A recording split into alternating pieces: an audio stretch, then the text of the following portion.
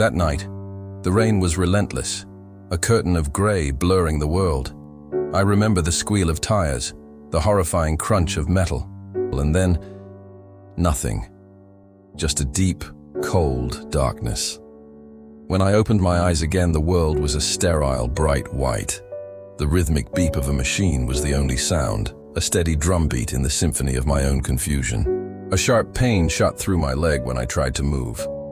A man in a white coat, Dr. Evans, told me I'd been in a nasty car accident, a broken leg, a concussion. But I was lucky. I was alive. But the real reason I felt lucky wasn't just because I survived. It was because of her. Her name was Clara. She was my nurse, but she felt like so much more. She had the kindest eyes I'd ever seen, a smile that could chase away the deepest shadows, and a voice as gentle as the spring breeze. During those long, painful weeks of recovery, she was my constant companion. She'd change my bandages with a soft touch, tell me stories to distract me from the pain, and she even brought me a small worn copy of The Little Prince, reading it aloud until I drifted off to sleep. We talked for hours, about everything and nothing. She spoke of her love for stargazing and her dream of traveling to see the northern lights. I found myself falling for her, completely and irrevocably. The hospital room, once a prison of pain, became a sanctuary because she was in it. The day I was discharged was bittersweet. I was finally going home, but I was also leaving her. I promised I'd come back, not as a patient, but as the man who had fallen in love with her. She just smiled, that beautiful, enigmatic smile of hers, and said, "Take care of yourself, Leo." 6 months went by. My leg almost fully healed with the scars slowly fading, and I was finally back on my feet, both literally and figuratively. The only thing missing was Clara. I bought the biggest bouquet of sunflowers I could find.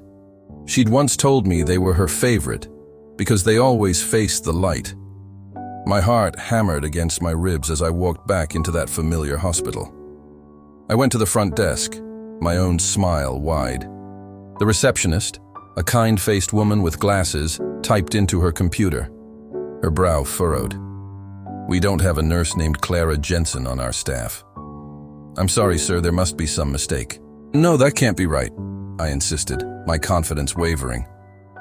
"She took care of me for weeks. Room 302. After my car crash in April."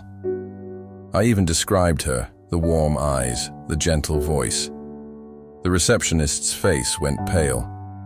An older nurse came over and looked at me with a deep, sorrowful gaze that sent a chill down my spine. "Leo," she said softly, her voice heavy. "There was a nurse here named Clara Jensen. She was a wonderful person, loved by everyone. But Clara, she was in a fatal car accident on her way home from her shift. That was the night of the big storm in April, the night before your accident." The sunflowers slipped from my grasp, scattering across the sterile floor. The world tilted on its axis. It wasn't possible. She was there. She held my hand. She read to me. She saved me, not just from my injuries, but from the darkness that followed. I never saw her again. But sometimes, on a clear night, I look up at the stars and I feel her. I remember her smile and the way she told me to always face the light. Maybe she was an angel, a ghost, or just a beautiful memory my mind created to help me heal. I don't have the answers, but I know one thing for sure. She saved my life, and then she vanished, leaving me with a story that no one believes, and a love that transcends life and death. Thank you so much for listening to my story. If you've ever experienced something you just can't explain, I'd love to hear about it in the comments. Don't forget to like and subscribe for more stories from the edge of reality. Stay safe out there. As we know, the heart remembers what the world forgets.